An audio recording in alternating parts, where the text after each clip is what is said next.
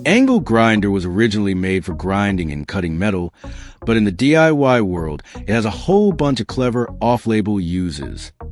You fasten 2 bolts on the side of the grinder, either at the pre-threaded spots or using auxiliary clamps, adjusting them so they just lightly touch the table surface and create 2 balanced support points. When you set the tool down, it will stand upright like it has its own kickstand, giving you both hands free to change the grinding disc, check the cutting angle, or align accessories. Your money on accessories.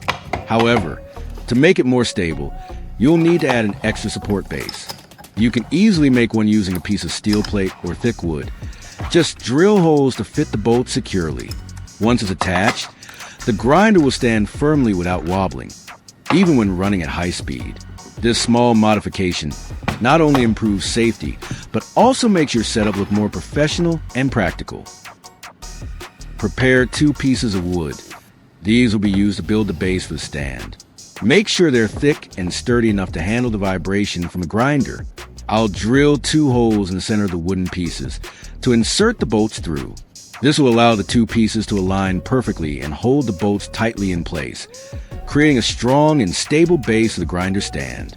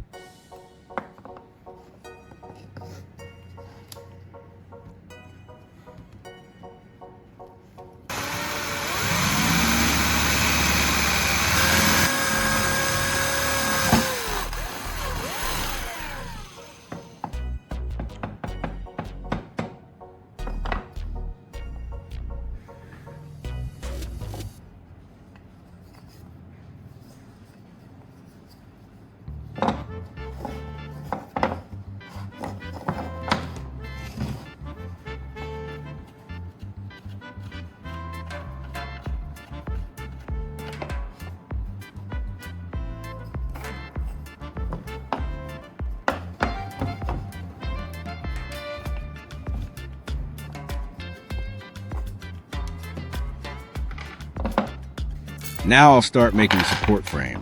I'll attach a few nuts to secure everything in place. The nuts will lock the bolts tightly, preventing any movement or loosening while the grinder is running.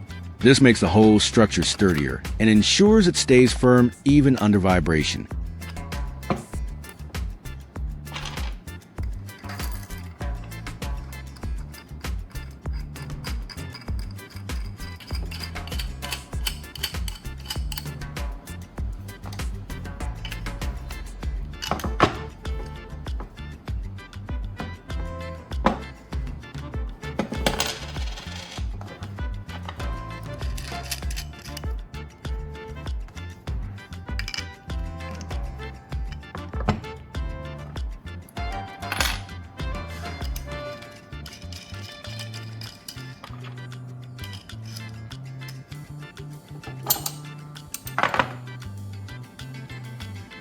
Next, I'll attach an L-shaped bracket. This bracket will act as an additional support, helping to hold the grinder at the right angle and keep it from shifting during use. It also adds more rigidity to the setup, making the entire stand safer and more stable.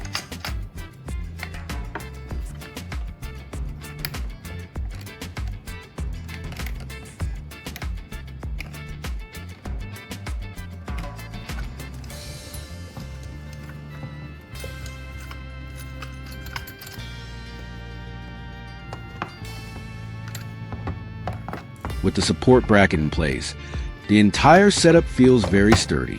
The L-shaped bracket and base hold the grinder and pot firmly, preventing any wobbling or shifting during use. Here I have 2 rusty saw blades that I no longer use, so I'm going to repurpose them.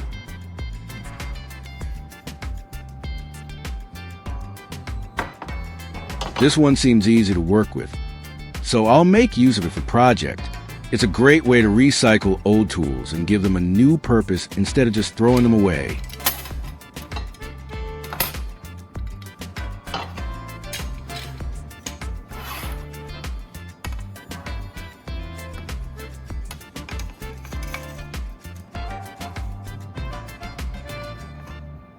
I'll cut out a section about 14 centimeters long.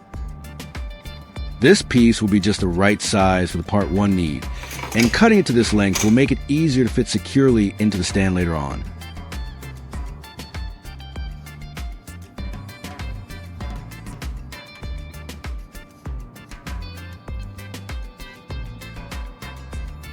And I'll drill a hole in the center, just the right size to fit onto the angle grinder.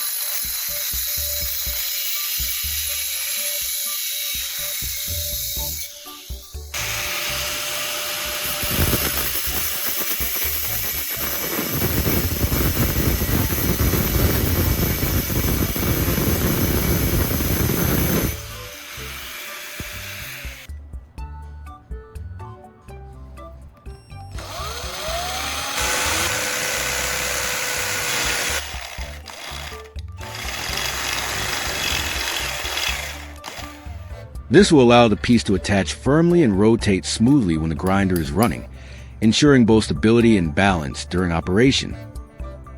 Next, I need to grind both sides of the saw blade to make it sharper. I'll do this carefully to keep the edges even and smooth, ensuring it cuts cleanly and efficiently when used.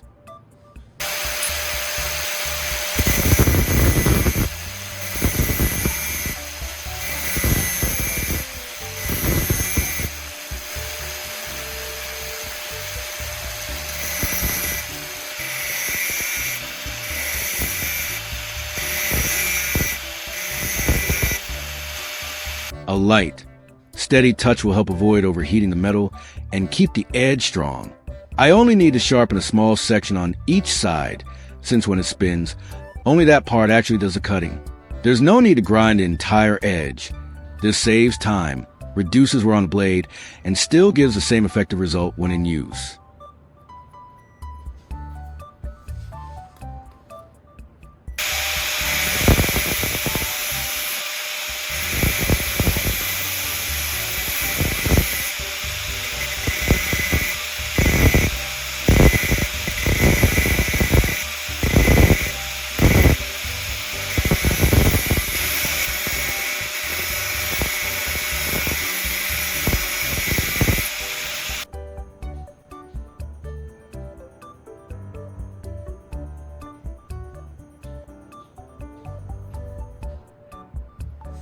Next, I'll prepare a pot.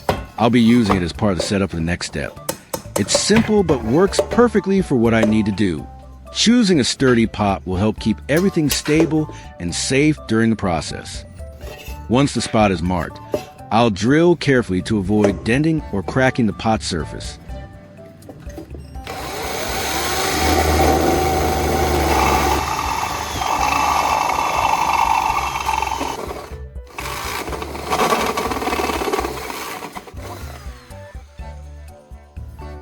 And as you can see, the L-shaped bracket holds a pot very firmly. It provides solid support and keeps the pot from moving or shaking, even when the grinder is running. I'll place the pot onto the angle grinder. It fits nicely and sits securely on the support, ensuring it stays balanced while spinning. Make sure the hole in the pot fits perfectly onto the grinder's rotating shaft base. Otherwise, when you try to secure it, the whole pot will spin uncontrollably. Ensuring a proper fit keeps everything stable and safe, allowing the grinder to operate smoothly without any wobble. I'll use the hole on the support bracket to secure the pot in place by fastening it through this point.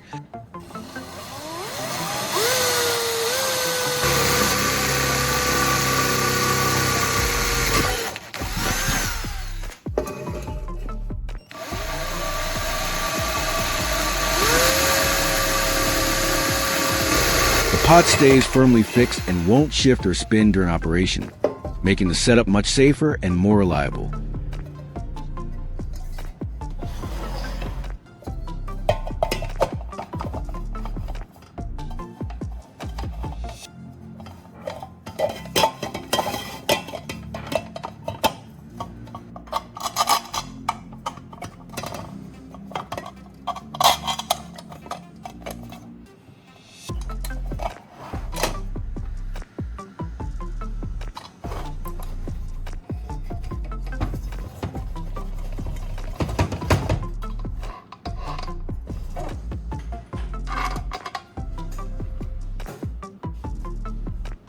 Next, I'll attach the saw blade. Carefully securing it ensures that it sits firmly on the grinder, ready for use. Proper alignment is key to making sure it spins smoothly without any wobble. And just like that, we've completed a homemade grinder. Everything is securely in place: the stand, the pot, and the blade, making it ready for safe and effective use. With this machine, you can grind just about anything, from grains to spices, or even small scraps for DIY projects. It handles a variety of materials efficiently. Its sturdy setup ensures safety, while giving you a powerful and versatile tool at home. You should use an angle grinder with a switch on the handle like mine. It's much easier to operate. This type gives you better control and safety while grinding, allowing you to start and stop the machine conveniently without having to reach awkwardly for the switch. The power comes from the angle grinder's motor, which delivers strong and consistent torque. Even with tough or dense materials, the motor spins the blade rapidly and steadily, allowing the machine to grind efficiently without slowing down. This robust motor is what makes the setup surprisingly powerful despite being made from repurposed parts.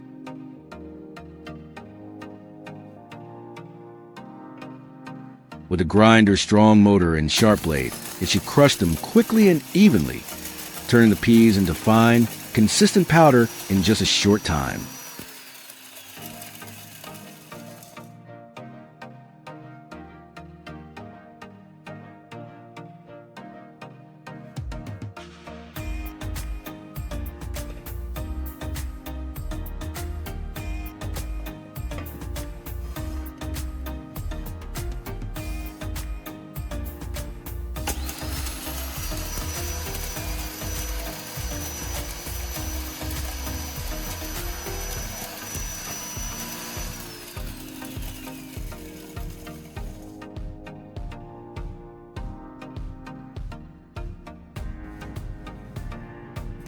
In just a short time, the peas are ground into fine powder. The sharp blade and powerful motor make the process quick and efficient, giving you a smooth, even result without much effort. The grinder handles the green peas effortlessly, thanks to the angle grinder's powerful motor. The blade spins rapidly, crushing each pea evenly and quickly, showing just how strong and efficient this DIY setup is. Even tougher or harder peas are ground smoothly, demonstrating the impressive torque and consistency of the machine. After grinding all the peas into a fine powder, I now need to sift them through a mesh sieve to separate and remove the husks. Once that's done, the process is complete, leaving you with smooth, clean pea powder ready to use. And that's it. With just a few simple steps and some repurposed materials, we've turned an old angle grinder into a versatile DIY grinder. From prepping the stand to attaching the blade and pot, everything works together perfectly. Not only is it powerful and efficient, but also shows how creativity can transform everyday items into a functional, handy tool for your kitchen or workshop.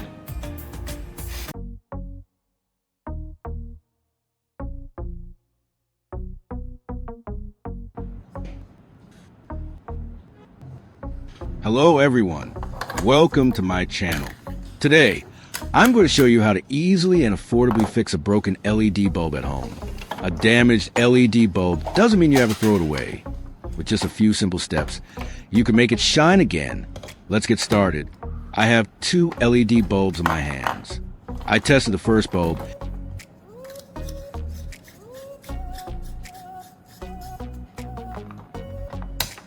and it lit up perfectly. That means the power supply and the circuit are working fine. It's always a great feeling when a quick check like this confirms everything is in good condition. Now, let's move on to the second bulb to see what's going on with it. When I plugged in the second bulb, it didn't light up. That means there's likely an issue inside, maybe with the LED chips, the driver circuit, or a loose connection.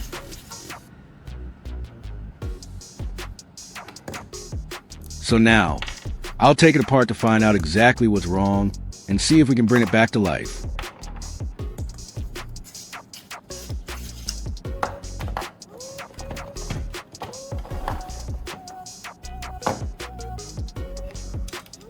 I carefully open the outer shell of the bulb. Be gentle at this step, because the plastic cover can crack easily if too much force is applied.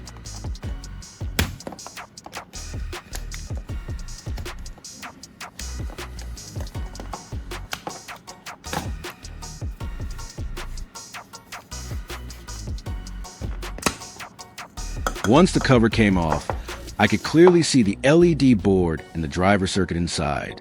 Now, I'll take a closer look to check for any burnt marks, loose wires, or damaged components. There were no burn marks anywhere, so it's probably not a power issue. That means some of these LED chips might be damaged. When even one chip burns out, it can break the entire circuit and cause the whole bulb to stop working. So now, I'll test each chip one by one to find out which one is faulty. To check them, I'll use a safety pin as a simple testing tool. I'm going to modify it a little bit.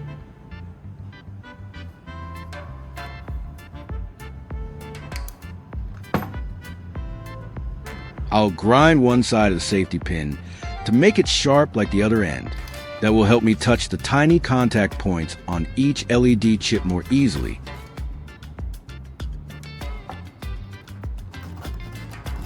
It's a small adjustment, but it makes the testing process a lot smoother and more accurate.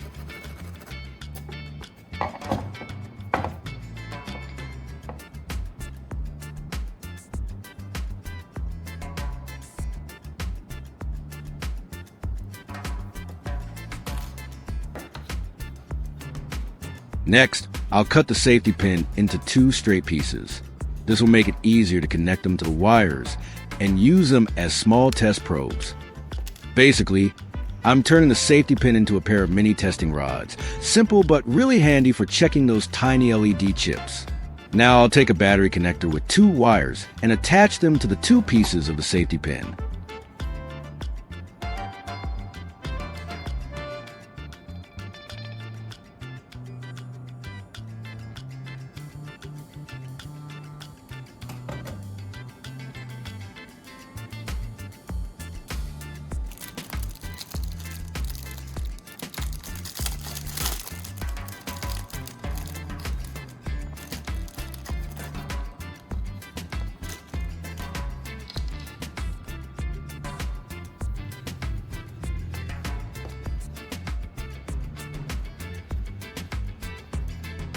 I'll twist the wires tightly around each piece to make sure they stay in place and have good contact. This way, I've just created a small DIY LED tester, perfect for checking which chip is still working and which one is not.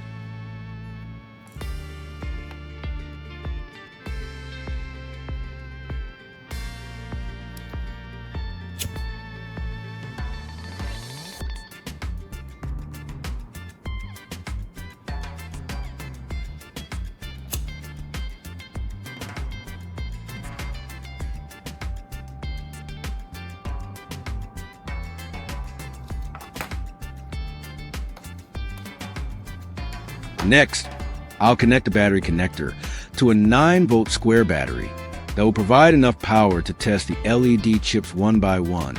Once everything is connected, my little DIY tester is ready to go. Simple, portable, and surprisingly effective. Now, let's start checking the LED chips to find the faulty one. When testing, pay attention to the LED chip's polarity. It has 2 terminals. The red wire is the positive side, and the black wire should touch the negative side. If the chip lights up, it's still good. If it doesn't, that's the one that's burned out. Let's see which one is causing the problem.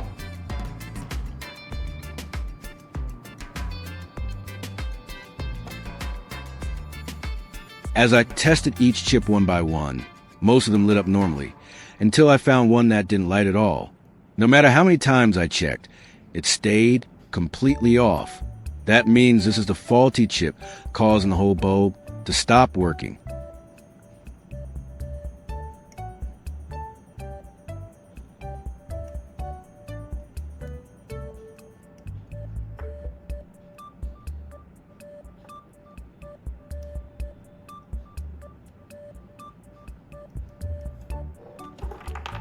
After finding the faulty LED chip, I'll mark it with a small dot, using a marker so I don't lose track of it later. Now that I've found the problem, it's time to replace or bypass this damaged LED chip so the bulb can shine again. I'm going to show you two ways to fix this, by replacing the faulty LED chip and by bypassing it. First, with the replacement method, this is the proper way to repair it so the bulb works like new again. I'll carefully remove the damaged LED. I have another burnout bulb, and I'm going to reuse the LED chips from it for replacement. Even though that bulb no longer works, some of its LED chips are still in good condition.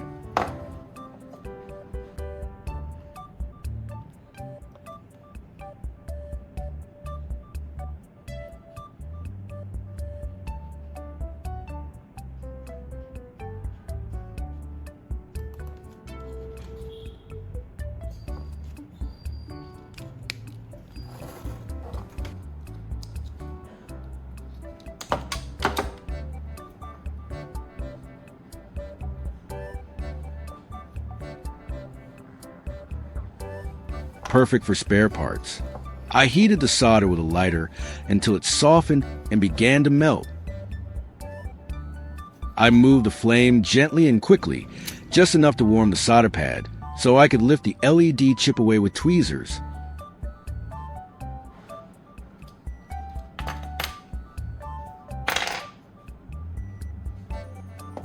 Pay attention to the solder on each side of the LED chip. One side usually has a little more solder than the other.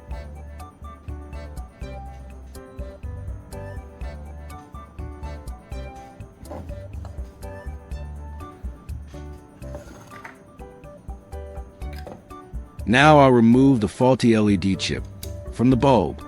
I'll use a small knife to remove the faulty LED chip.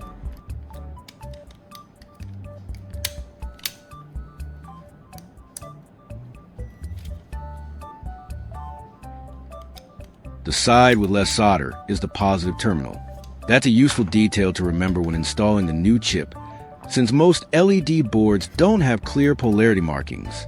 So when placing the replacement LED, I'll align the side with less solder to the positive pad, and the side with more solder to the negative pad. Getting the polarity right is important. If it's reversed, the LED won't light up. Now I'll replace the LED chip using a lighter to heat the solder. I'll position the new chip in place, making sure the side with less solder is on the positive terminal.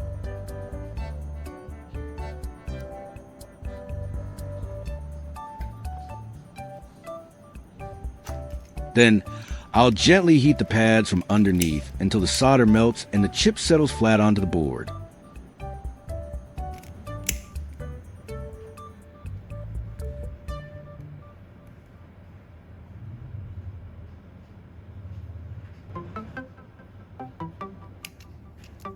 Once it cools down, the solder will harden again, securing the LED firmly in place.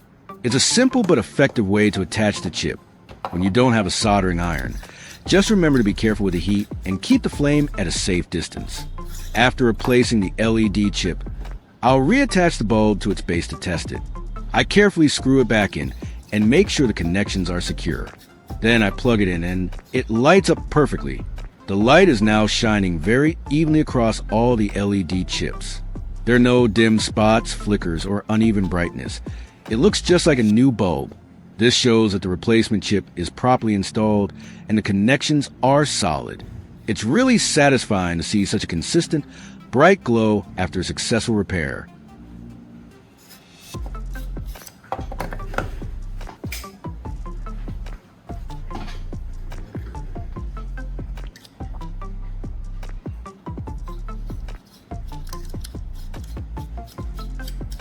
There's no sign of flickering or intermittent connection at all. The bulb stays steady and bright, which means the circuit is stable and the new LED chip is making perfect contact. It's reassuring to see that the repair is reliable and the bulb can now be used safely without any issues. It's amazing how such a simple setup, just a safety pin and a 9-volt battery, can become a powerful little testing tool. With this DIY tester, I can quickly check each LED chip without needing any expensive equipment. It's a perfect example of clever simplicity, a tiny, low-cost solution that makes troubleshooting fast, effective, and surprisingly satisfying.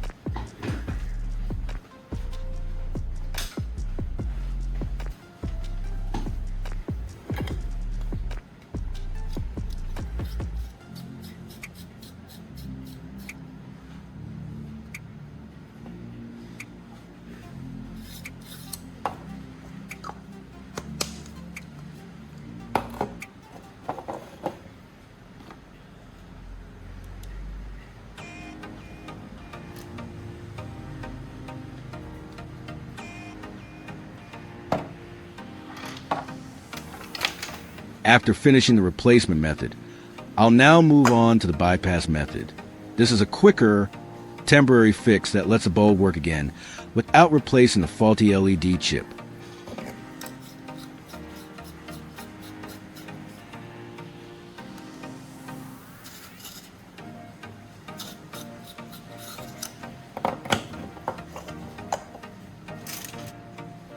First, I'll prepare a small candle. I'll use its flame as a gentle heat source to melt the solder for the bypass connection.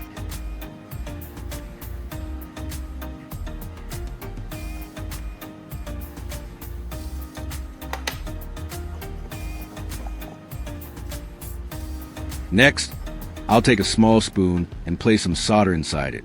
The spoon acts as a little container, keeping the solder in place while I heat it with a candle flame. This makes it easier to control the melted solder and prevents it from spilling onto other parts of the LED board.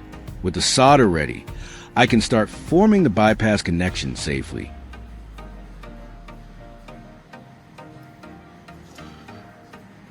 Now, I'll carefully pour the molten solder from the spoon onto the faulty LED chip. The solder will bridge the pads where the bad chip was, creating a bypass for the current to flow through the rest of the LEDs. I have to be careful not to spill too much or touch nearby components, but just enough to make a solid connection. Once the solder cools and hardens, the bypass is complete and the circuit is ready for testing. The brightness is perfectly stable across all the LEDs. There's no flickering, dimming, or uneven spots. The light flows smoothly and consistently. Even with the bypass in place, the bulb shines just like it should, giving a reliable and uniform glow. It's impressive how well this temporary fix maintains steady illumination. In conclusion, repairing a faulty LED bulb can be both simple and satisfying. Whether you choose to replace the damaged LED chip for a long-term proper fix or use the bypass method for a quick, temporary solution, both approaches can bring a dead bulb back to life. With just a few basic tools like a safety pin, a 9V battery, or even a candle and some solder, you can troubleshoot, repair, and enjoy the bright, even light again. It's a great reminder that a little DIY ingenuity can save money, reduce waste, and turn what seems like trash into something useful once more.